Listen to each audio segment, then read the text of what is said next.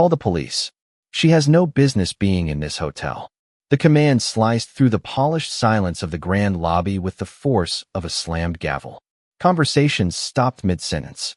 Crystal chandeliers shimmered overhead, their warm golden light reflecting across the marble floor as dozens of startled guests slowly turned toward the woman standing alone near the center of the entrance hall. Naomi Carter didn't flinch. Dressed in a simple charcoal blazer, dark slacks, and comfortable leather shoes, she looked nothing like the celebrities, executives, and wealthy travelers drifting through the five-star hotel that afternoon. She carried no designer handbag, wore no expensive jewelry, and had no entourage following behind her.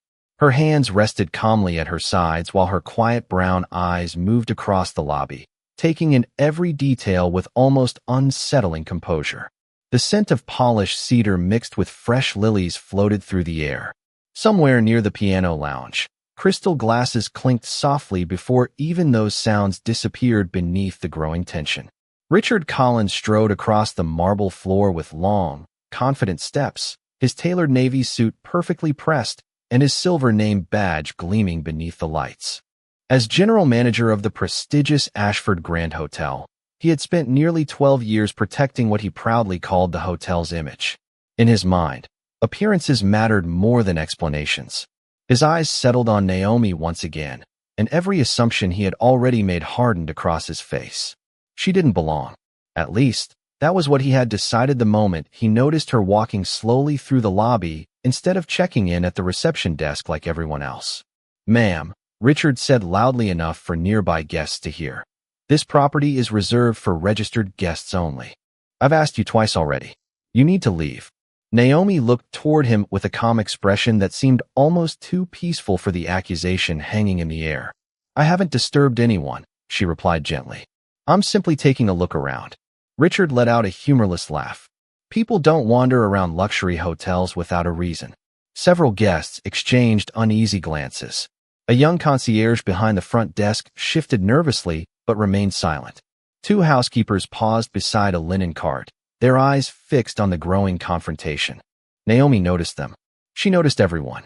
The tired receptionist rubbing her wrist after typing nonstop for hours. The bellman quietly helping an elderly couple without expecting a tip. The bartender polishing glasses while pretending not to listen. It was as though every face mattered to her more than the magnificent building itself. Richard mistook her silence for defiance. "Security," he called, his voice echoing beneath the vaulted ceiling. Two uniformed guards approached immediately, stopping several feet away from Naomi. They looked uncertain, exchanging a quick glance before either spoke. "Escort her outside," Richard ordered, "and call the police. She's trespassing." A quiet gasp rippled through the lobby. Phones slowly appeared in curious hands. Someone whispered that the woman must have tried to sneak inside. Another guessed she was homeless. A businessman shook his head without knowing any facts at all. Naomi remained perfectly still. Her breathing stayed slow and steady, her shoulders relaxed. She simply lifted her eyes toward the enormous glass elevators overlooking the lobby. For just a brief second, the faintest hint of disappointment crossed her face before disappearing beneath the same calm expression she had worn since entering the building. Then, almost too quietly for anyone nearby to notice, she reached into her pocket, removed her phone, and pressed a single contact. When the call connected, she spoke only 5 words. "Please come downstairs. It's time." Then she ended the call, slipped the phone back into her pocket, and waited as the revolving doors opened once more and the distant sound of approaching sirens began drifting through the afternoon air. The first police cruiser rolled beneath the sweeping entrance canopy just as the afternoon sun disappeared behind a bank of gray clouds. Blue lights washed across the hotel's towering glass facade, reflecting over polished stone columns and rows of luxury vehicles waiting beneath the porte-cochere. Guests drifted closer, drawn by the growing certainty that something unusual was unfolding. Naomi Carter never turned toward the flashing lights. Instead, she quietly watched the people inside the lobby. The exhausted concierge forcing another professional smile. The young bellman carrying luggage twice his own weight. The elderly housekeeper kneeling to retrieve a napkin a guest had dropped without ever acknowledging her. Naomi studied them the way someone studies a family photograph after years away, noticing details everyone else had stopped seeing. Richard Collins folded his arms with growing confidence. Everything was unfolding exactly as he believed it should. Luxury demanded order. Rules protected reputation. In his experience, people who wandered through expensive hotels dressed like Naomi always had an explanation ready once security arrived. He had heard every version before. Lost reservation. Waiting for someone. Looking around. To him, appearances usually answered the question before words ever could. Officers, Richard called as two uniformed policemen entered through the revolving doors. Thank you for coming so quickly. This woman has refused repeated requests to leave private property. Nearby conversations faded into silence. Sergeant Daniel Brooks stepped forward with practiced calm, allowing his eyes to move from Richard to Naomi before speaking. Ma'am, may I have your name? Naomi Carter, she answered softly. Are you staying at this hotel today? Daniel asked. Naomi smiled politely, though the sadness in her eyes remained. Not exactly. Richard gave a short, impatient laugh. You see, she isn't even a guest. Daniel didn't respond immediately. During 20 years in law enforcement, he had learned that frightened people usually spoke too much, while dishonest people often spoke too fast. Naomi didn't either. She simply stood beneath the enormous chandelier with quiet composure while soft piano music drifted through the lobby. Would you mind waiting outside while we sort this out? Daniel asked gently. Of course, Naomi replied. I'd simply appreciate another minute. Richard's expression tightened. Sergeant, she's wasting everyone's time. Naomi finally looked directly at him. Mr. Collins, she said, reading the name badge pinned to his jacket. How long have you worked here? The unexpected question caught him off guard. Nearly 12 years. Then you've probably welcomed thousands of guests. That's correct. She nodded thoughtfully. Have you learned all of their names before deciding who belonged? Richard frowned. That's not how hotels operate. No, Naomi answered quietly. Perhaps that's the problem. Several employees lowered their eyes. No one challenged her words, yet no one could dismiss them either. Emily Parker, one of the newer receptionists, felt a knot tighten in her stomach. She remembered more than one occasion when Richard had judged a guest before offering a greeting, and she wondered if today was simply the first time someone had refused to disappear quietly. Naomi's thoughts drifted to another hotel lobby many years earlier. She had been only 14 when her late adoptive father bought his first struggling property. Before entering his office, he had shaken hands with every cleaner, cook, receptionist, and porter. Buildings don't make hotels, he whispered afterward. People do. The day you stop seeing people is the day you begin losing the hotel. She never forgot those words. 3 months after his passing, the controlling ownership of Ashford Hospitality Group had quietly transferred into her hands, making her the controlling shareholder and owner of the company responsible for every Ashford hotel. Lawyers recommended press conferences and formal introductions. Naomi declined every one of them. Instead, she visited each property alone, dressed simply, carrying her own luggage, determined to discover what employees became when they believed no one important was watching. Today's visit had already revealed more than any executive report ever could. Across the lobby, the polished brass doors of the private executive elevator released a soft chime. Naomi slowly lifted her eyes toward them. One by one, every person in the lobby instinctively followed her gaze. The polished brass doors parted with a whisper, and every conversation in the lobby vanished before another word could be spoken. For people stepped out of the executive elevator with calm, purposeful strides. At the front walked Margaret Ellis, chief legal counsel for Ashford Hospitality Group, carrying a slim leather portfolio against her chest. Beside her was Benjamin Rhodes, executive vice president of operations, followed by 2 senior corporate directors whose faces were familiar only to hotel management. Richard Collins recognized them instantly. None had announced a visit. None had informed him they were coming. For the first time that afternoon, uncertainty crossed his face. What are they doing here? He murmured under his breath. No one answered. Margaret walked past the curious guests without slowing. She passed the police officers. She passed Richard as though he were simply another person standing in the lobby. Her destination had been decided before the elevator doors ever opened. Stopping directly in front of Naomi Carter, she lowered her head respectfully. Good afternoon, Ms. Carter, she said warmly. I apologize for keeping you waiting.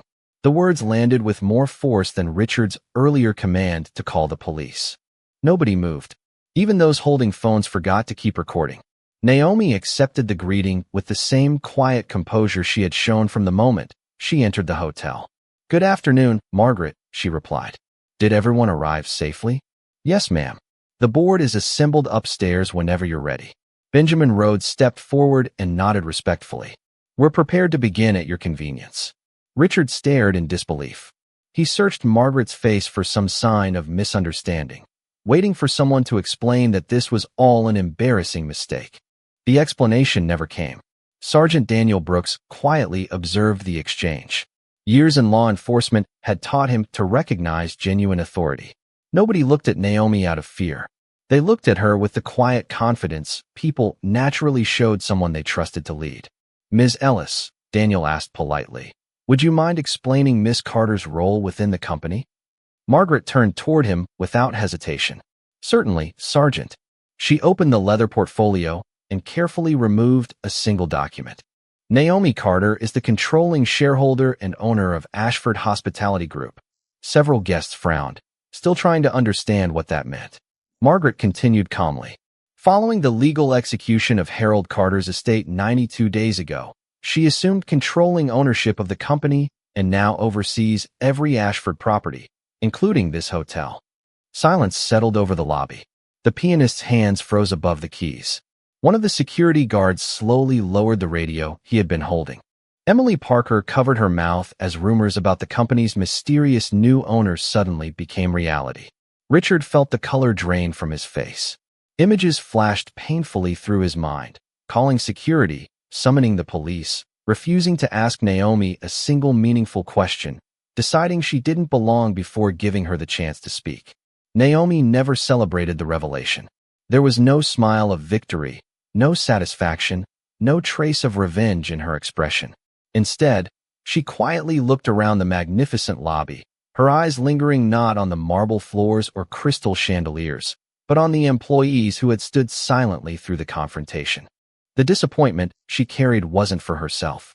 It was for the culture she had hoped to inherit. Outside, the afternoon sun slipped briefly through the retreating clouds, sending warm light across the glass entrance while everyone inside the Ashford Grand Hotel slowly realized they had witnessed something far greater than a case of mistaken identity. They had witnessed the price of allowing assumptions to replace simple human respect. Richard Collins felt every pair of eyes in the lobby settle on him, yet the weight pressing against his chest came from somewhere far deeper than public embarrassment. Only minutes earlier he had stood at the center of the room with complete authority, convinced every decision he made protected the reputation of the Ashford Grand Hotel. Now that same authority seemed to dissolve beneath the quiet dignity of the woman he had ordered removed. He searched Naomi Carter's face for anger, triumph, or even satisfaction. Instead, he found only calm disappointment, and somehow that hurt far more. Margaret Ellis carefully returned the ownership documents to the leather portfolio before addressing Sergeant Daniel Brooks. "Thank you for responding so professionally, Sergeant. There is no trespassing matter here." Daniel gave a respectful nod before turning to Naomi. "Ms. Carter, I'm sorry for what happened today." Naomi offered a gentle smile. "You treated everyone with respect, Sergeant. Thank you for doing your job." With a brief nod, Daniel signaled his partner toward the exit. Moments later, the flashing blue lights outside faded as the patrol car quietly pulled away, leaving behind only the soft sound of the lobby fountain and the distant notes of the piano. No one hurried back to normal. Guests remained where they stood. Employees waited silently, watching the woman they had just learned owned not only this hotel, but the entire company. Richard forced himself to step forward. "Ms. Carter." His voice sounded unfamiliar even to himself.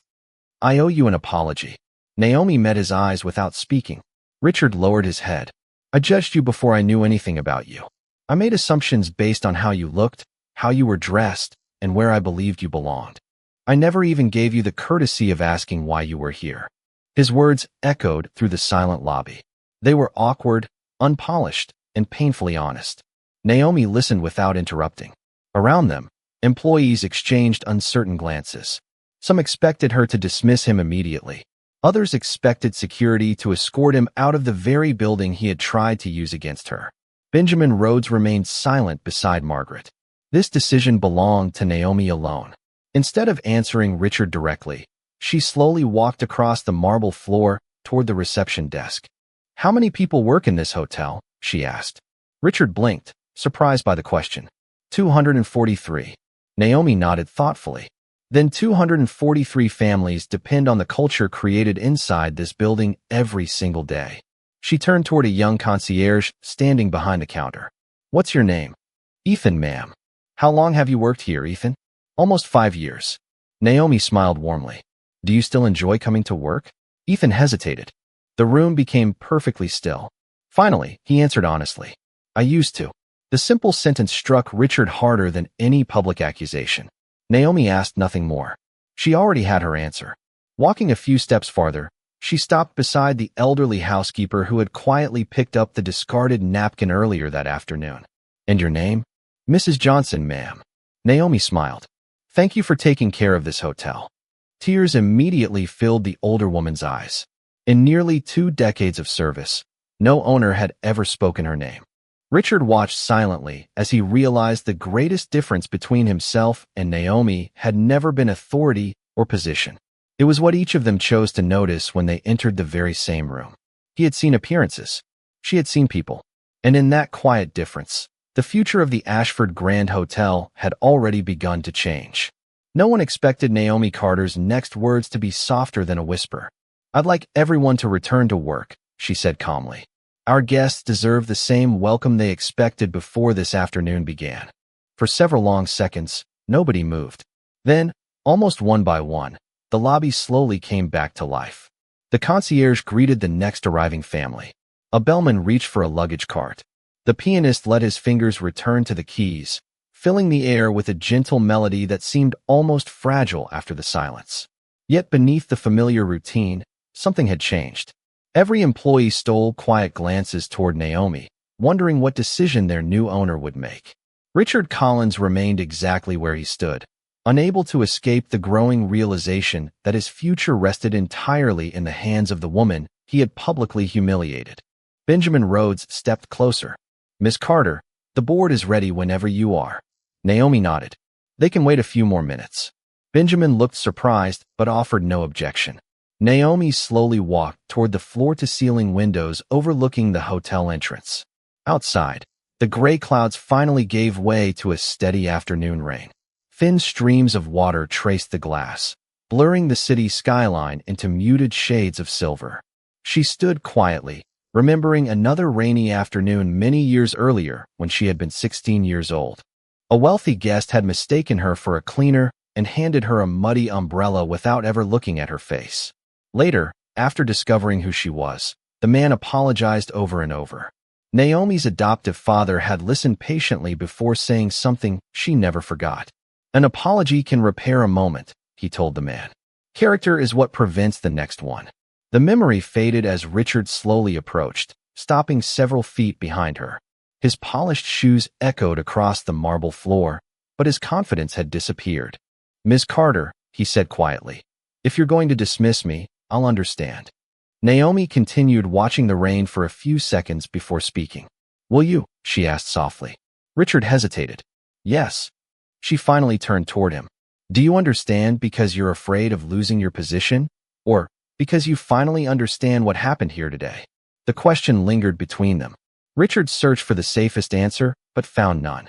Images replayed through his mind with painful clarity, calling security, ordering the police, refusing to ask a single honest question, deciding Naomi didn't belong before learning anything about her.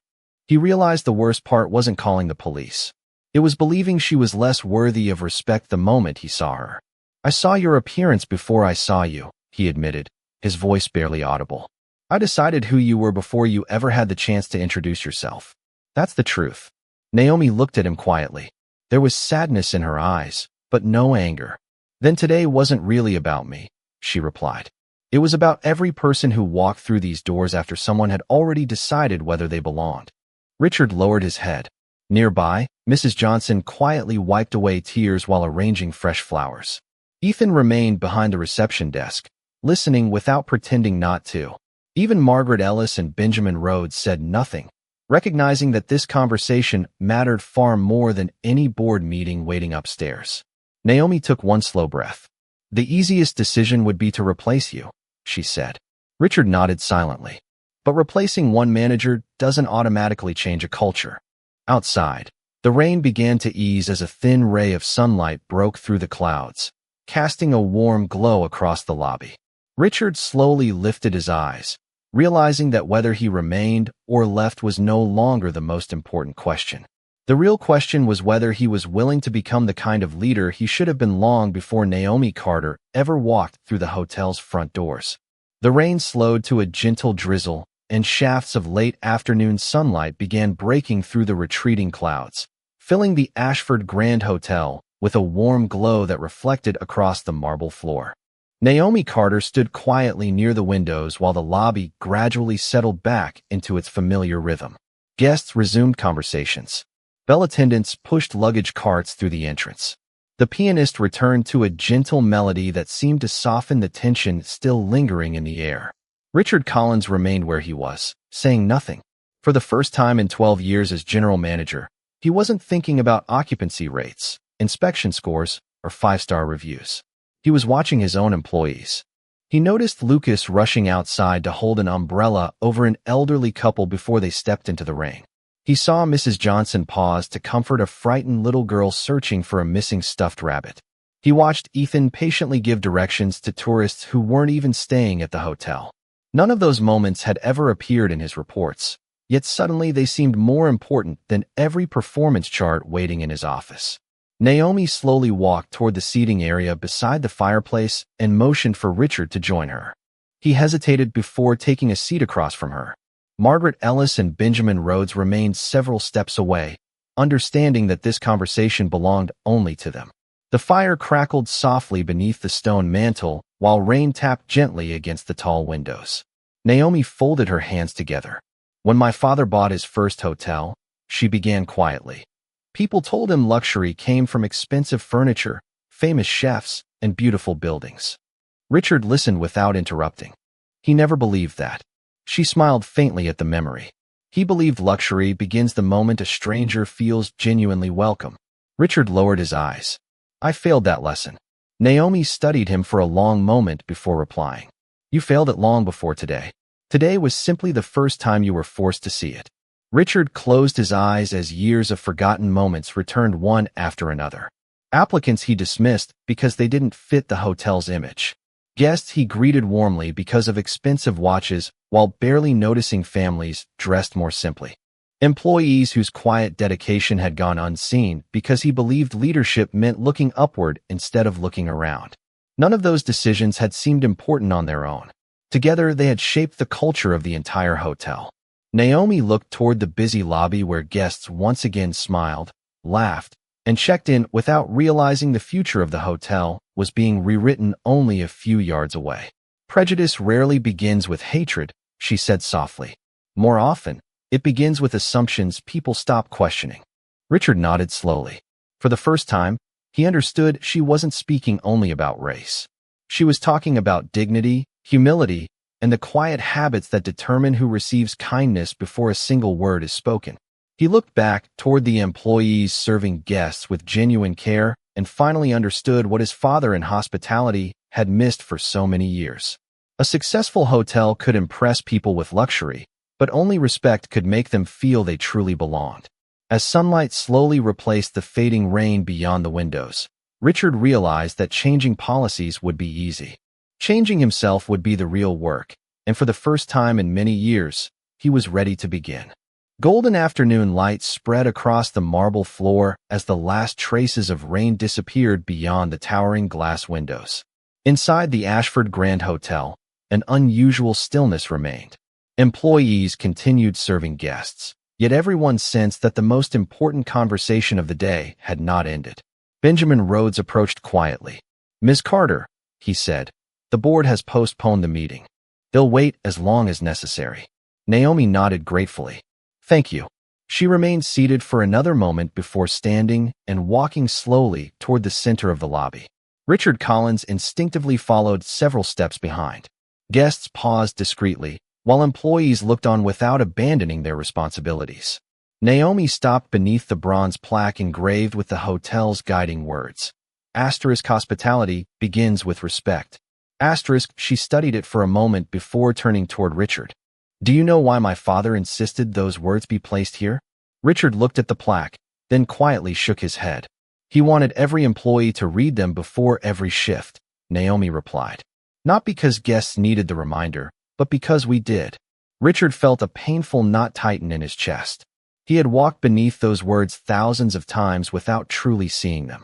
I thought protecting this hotel's reputation was my responsibility, he admitted. Somewhere along the way, I started protecting an image instead of protecting people. Naomi nodded gently. That's how cultures change without anyone noticing. It never happens all at once. It happens one small compromise at a time. Nearby, Ethan quietly welcomed an arriving couple with the same warmth he offered everyone else. Mrs. Johnson smiled as she helped an elderly guest find a comfortable seat, while Lucas carried luggage through the revolving doors. Naomi watched those ordinary moments unfold. Your employees already understand hospitality, she said softly. Many of them have been protecting it despite the culture above them. Richard followed her gaze. For the first time, he saw not job titles, but people whose quiet integrity had kept the hotel alive long after leadership had lost its way. He drew a slow breath before speaking again. I can't defend what I did. His voice was steady now, stripped of pride. I can't blame pressure, policies, or experience. I made those decisions because they reflected who I had become. If this hotel deserves better leadership, then I need to become someone worthy of leading it. Naomi studied him for several silent seconds. She wasn't searching for polished words. She was looking for humility. At last, she nodded once. Then today doesn't have to be remembered as the day this hotel failed. Richard looked at her, uncertain. It can become the day it finally chose to change. The words settled gently over the lobby. Around them, no applause followed. No dramatic celebration interrupted the moment. Only the quiet rhythm of guests arriving, employees serving with dignity, and sunlight filling the room. Naomi realized lasting change rarely announced itself with grand speeches. More often, it began with one person willing to admit they had been wrong, and another willing to believe people could become better than they had been yesterday. The following morning, every department manager gathered inside the hotel's executive conference room expecting to discuss the previous day's extraordinary events. Instead, Naomi Carter entered carrying nothing more than a notebook and a single folder. She did not sit at the head of the table. She chose an ordinary chair among the managers instead. Richard Collins noticed the gesture immediately. Even after everything that had happened, she refused to place herself above anyone else. Naomi looked around the room before speaking. Yesterday revealed a problem, she said calmly. Today begins the work of solving it. No one interrupted. Every manager listened with complete attention. Naomi opened the folder. I've read every financial report this company has produced over the past 5 years. Occupancy is excellent. Revenue continues to grow. Guest satisfaction scores are impressive. She paused. But numbers only tell us how successful a business appears. They don't tell us how people feel while creating those results. Several managers quietly lowered their eyes. Richard remained silent. He knew exactly where this conversation was leading. Naomi continued. Effective immediately, leadership inside every Ashford property will be measured by more than profit. Managers will also be evaluated on how they treat employees, how they welcome guests, and whether every person who walks through our doors is treated with equal dignity. She then turned toward Richard.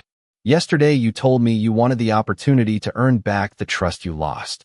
Richard nodded. I meant every word. Then your work begins today. Naomi's voice remained gentle but firm. You will step away from your management duties for the next 6 months. During that time, you'll work beside every department in this hotel. Housekeeping, reception, bell services, maintenance, food service, guest relations. You'll learn from the people you've spent years supervising without truly understanding. Richard answered without hesitation. I'll do it. Naomi looked directly into his eyes. Not because I'm asking you to. She paused. Because if you ever hope to lead again, you must first learn how to serve. The room remained silent. No one questioned the decision. Deep inside, Every manager understood the lesson applied to all of them, not only Richard.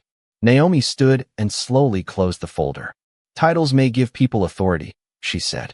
Character is what earns them trust. Before leaving the room, she added one final instruction. Beginning next month, every executive in this company, including me, will spend one full day each quarter working alongside frontline employees. Leadership should never become so comfortable that it forgets what service looks like. As the meeting ended, Richard quietly removed his suit jacket, rolled up his sleeves, and walked toward the housekeeping department without being told where to begin. Several employees watched him in surprise. None applauded. None offered sympathy. They simply opened the door and welcomed him as another member of the team.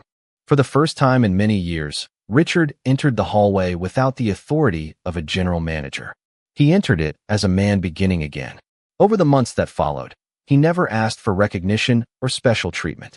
He quietly rotated through every department, learning from the very employees he had once overlooked. Day after day, small acts of humility gradually replaced years of misplaced confidence.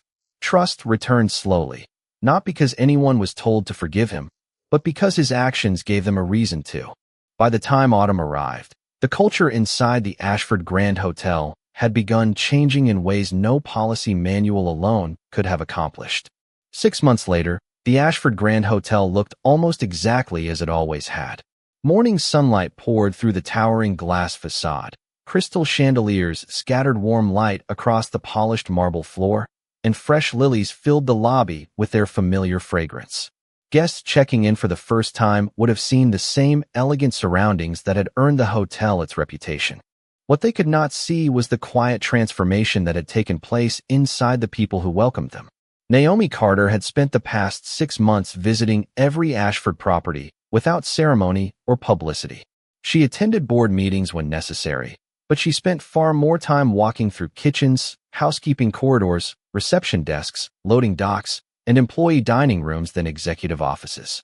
Company policies had changed, but more importantly, everyday habits had changed with them. Every manager now worked regular shifts alongside frontline employees. Performance reviews measured kindness, fairness, mentorship, and respect with the same seriousness as financial performance.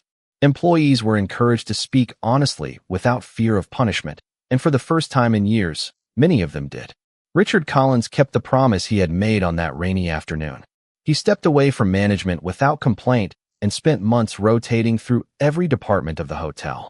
He cleaned guest rooms beside Mrs. Johnson, carried luggage with Lucas, checked in guests alongside Ethan, worked breakfast service with restaurant staff, and helped the maintenance team long after most executives had gone home. He apologized whenever an apology was owed and never expected forgiveness simply because he admitted he had been wrong. Some employees accepted him quickly. Others needed time. Richard understood both. Trust, he had learned, could never be restored by words alone. It returned only through quiet consistency. On a cool autumn morning, the revolving doors opened as an elderly black woman entered the lobby carrying 2 worn shopping bags and an old leather suitcase with faded corners. She paused uncertainly just inside the entrance, looking around as though she wasn't sure she belonged in such an elegant place. A few guests glanced in her direction before returning to their conversations. Richard noticed her immediately. Without hesitation, he walked toward her with a warm smile. "Good morning," he said as he gently held the door open behind her. "Welcome to the Ashford Grand Hotel. How may I help you today?" Relief softened the woman's face. "My granddaughter has a job interview here," she replied quietly. "I arrived a little early." Richard smiled.